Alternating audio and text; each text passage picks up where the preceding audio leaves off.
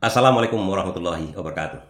Kenapa desakan publik makin keras agar Prabowo merekrut Anies Baswedan dan Mahfud MD secara sederhana? Kita lihat kenapa itu muncul. Kemudian kenapa muncul adili Jokowi? Saya tak akan membahas itu sebenarnya. Munculnya adili Jokowi itu karena keberpihakan Prabowo seakan-akan kepada Jokowi, kepada pengikut-pengikutnya Jokowi, kepada pendukung-pendukungnya Jokowi. Kenapa itu? Kenapa tuntutan masyarakat seperti itu? Kenapa kuat desakan masyarakat Prabowo sebagai presiden terpilih saat ini diinginkan oleh masyarakat rakyat Indonesia untuk merekrut juga Anies Baswedan dan Mahfud MD menyelesaikan masalah-masalah di negeri ini? Kan sederhana kawan-kawan.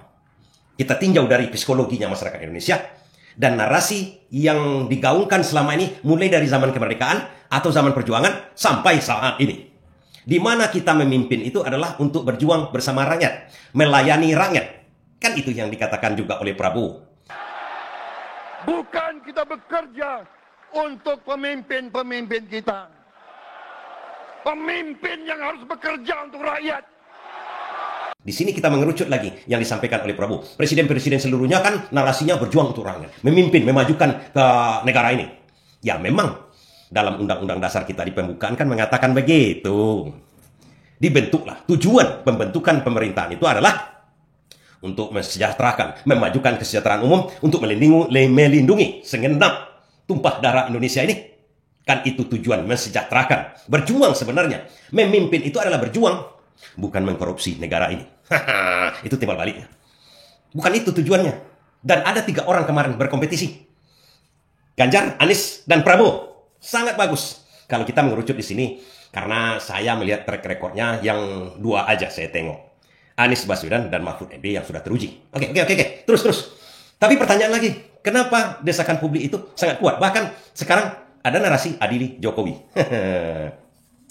Itu narasi adili Jokowi itu sepertinya Prabowo terlalu berpihak kepada pendukungnya Jokowi.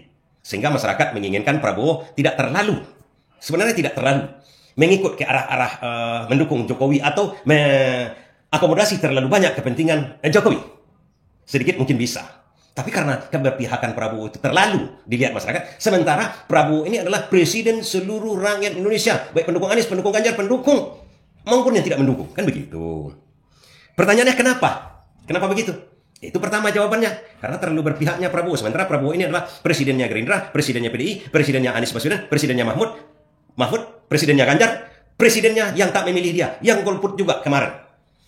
Dan narasinya adalah mensejahterakan kesejahteraan umum, berjuang untuk rakyat kecil. Bukan untuk rakyat kecil aja, untuk oligarki juga. Lagi-lagi pertanyaan, kenapa muncul desakan Anies Baswedan, kemudian Mahfud MD? Di sini saya tinjau dari psikologi masyarakat Indonesia, dan saya minta maaf dulu, disclaimer dulu. Karena saya beragama Islam, saya merujuk kepada waktu pemerintahan khalifah dulu. Karena Prabowo juga beragama Islam, apakah kita mengecilkan agama lain? Tidak. Sama sekali tidak. Oke? Di sini saya mengerucut situ. Karena saya melihat psikologinya masyarakat Indonesia yang 80% katanya adalah beragama Islam. Tentu saja dalam memilih pemimpin dan kemudian setelah terpilih pemimpin itu, mau tak mau psikologi rakyat Indonesia ini berkaitan juga dengan zaman keislaman dulu, zaman kekhalifahan dulu. Dan masyarakat Indonesia secara sadar ataupun tidak sadar akan merujuk ke situ dalam memilih pemimpin dan setelah pemimpin itu terpilih. Bagaimana ceritanya? Baik. Zaman wafatnya Nabi, kita tahu. Kita zaman wafatnya Nabi sama dengan pemilu kita kemarin. Ada 3 orang berkompetisi. Nah, secara ringkas kita lihat. Kita kaitkan dengan psikologi masyarakat Indonesia. Secara sadar dan tidak sadar, dia akan merujuk ke situ. Karena digaungkan selalu sehingga terpatri di badannya. Bahwa kita harus mencontoh perilaku-perilaku di zaman awal-awal kekhalifahan. Yang hampir sama dengan kita sekarang. Mungkin tidak sama seluruhnya. Bisa aja dibantah. Dan kalau ada yang menarasikan bahwasanya kita ini tidak harus begitu, tidak harus begini, tidak harus memasukkan Anies Baswedan dan Mahfud MD, saya berpikir bahwa mereka ini tidak ingin membangun negara ini sesuai dengan konstitusi kita, sesuai dengan Undang-Undang Dasar pembukaan kita. Karena mereka menginginkan sepertinya perpecahan antara pemimpin tokoh-tokoh yang kemarin berkompetisi, Anies Baswedan, Mahfud MD. Mereka ingin memecah untuk tujuan-tujuan yang saya rasa tidak bagus. Sementara kita menginginkan persatuan tokoh-tokoh tersebut untuk membangun. Bukankah bersatu kita teguh, bercerai kita rubuh? Kalau bersatu Mahfud MD, Anies Baswedan, Prabowo, mungkin Jokowi juga, iya harus bersatu juga untuk membangun negara. Bukankah makin solid? Kalau ada yang ingin memecahkan hal itu, bahwa Anies tak boleh masuk ke pemerintahan, dia harus di luar karena sudah kalah, atau Mahfud MD tak boleh masuk ke pemerintahan, dan Prabowo tak boleh merekrut itu, dan dilarang Prabowo untuk merekrut itu, artinya ada yang menginginkan, kalau ada yang menginginkan seperti itu, mereka itulah sebenarnya pengkhianat-pengkhianat seperti zaman kemerdekaan dulu. Oke, kita lanjut. Psikologi masyarakat Indonesia itu apa maksudnya? Karena sebagian besar, 80% masyarakat Islam, saya katakan tadi, mereka terdoktrin dengan cara-cara kepemilihan pemimpin setelah Nabi wafat. Pas Nabi wafat, Abu Bakar kan terpilih. Terpilihnya kenapa sama dengan terpilihnya Prabowo sekarang? Terpilihnya hasil musyawarah. Siapa yang ditunjuk sebagai orang untuk panitia pemilihan tersebut? Ada orang bernama tertentu, saya kurang lupa, supaya saya tidak terlalu lupa, saya contohkan aja, kira-kira namanya Abdul Rahman. Dan ini adalah orang yang ikut bersama Abu Bakar masuk agama Islam pertama. Dianggap orang yang bijaksana lah pada waktu itu. Bukan mereka membentuk panitia sendiri, ada panselnya juga. Nah, Abdul Rahman inilah sebagai panselnya. Begitu Nabi wafat, kan berebut itu. Abu Bakar, Ali, dan Umar bin Khattab. Si yang hebat itu. Dia mengatakan dia yang berhak. Kemudian Ali mengatakan karena saya keturunan Nabi Muhammad, satu letting dengan sampai Abdul Muthalib, saya yang berhak. Kemudian Abu Bakar mungkin juga mengatakan dirinya berhak. Sama dengan kita kemarin. Anies, Ganjar, dan Prabowo. Oke? Kompetisi lah mereka. Ditunjuklah pansel. Pada waktu itu pansel namanya kira-kira kan satu orang. Dan pansel ini yang memimpin rapat. Seperti MPR memimpin rapat. Siapa yang akan kita pilih jadi khalifah pada waktu itu? Singkat kata, terpilihlah Abu Bakar. Apakah Umar tidak sakit hati? Sakit hati. Ali tidak sakit hati? Sakit hati. Saya merasa berhak. Itu manusiawi saja. Tapi pertanyaan, apakah mereka tidak menerima? Menerima. Itu keputusan. Abu Bakar jadi khalifah, memimpin. Apakah Umar di luar pemerintahan? Apakah Ali di luar pemerintahan? Tidak. Mereka bekerja sama untuk membangun umat ini. Sehingga buktinya sekarang agama Islam demikian besar. Oke, satu. Itu terpatri di rakyat Indonesia. Rakyat merasakan hal itu. Secara sadar dan tidak sadar. Mereka hanya tidak bisa menghubungkan dengan keadaan sekarang. Kemudian, kejadian sekarang. Siapa pada waktu itu yang ingin memecah antara Ali, Umar dengan Abu Bakar? Banyak. Tapi mereka tidak mendengarkan. Mereka Abu Bakar sebagai pemimpin seperti Prabowo sekarang tak mendengarkan hal itu. Ayo Umar, ayo Ali, kita bangun umat ini. Begitu. Tiga. Kalau sekarang pun harusnya begitu. Prabowo mengatakan, kita bawa Anies, kita bawa Yusuf Kala, kita bawa Megawati, kita bawa semuanya komponen bangsa ini untuk membangun negara ini. Kan begitu. Jadi kalau kita sekarang ini kita mau mencontoh seperti yang kemarin itu, zaman kekhalifahan pertama yang begitu luar biasa, Islam pada waktu itu berkembang, maju. Begitu juga seharusnya sekarang. Jangan mau dipecah-pecah. Anies itu tak boleh dimasukkan karena begini. Atau Mahfud Ganjar tak boleh dimasukkan karena begini. Mungkin Jokowi, adili Jokowi, mungkin ya kurangi perhatian Prabowo ke Jokowi. Kesemuanya. Kan itu. Itulah alasan. Sederhana sebenarnya alasannya. Dan Prabowo harus melihat alasan itu. Oh iya ya. Apa salahnya? Pakai Anies Baswedan untuk menyelesaikan masalah-masalah pagar laut segala macam. Yang juga pernah dilakukan dia, menyelesaikan masalah reklamasi. Bahkan makan bergizi gratis itu pernah Anies Baswedan bersama Gerindra melaksanakan di Jakarta dulu untuk mencegah stunting. Kan luar biasa. Persoalan-persoalannya merujuk kepada begitu juga. Sama juga dengan persoalan agraria sekarang.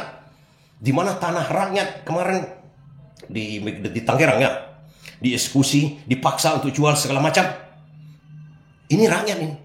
Sementara Undang-Undang Pasal 33 tanah, air, dan bumi bangunan dikuasai oleh negara. Bangunan dikuasai oleh negara, dipergunakan untuk rakyat.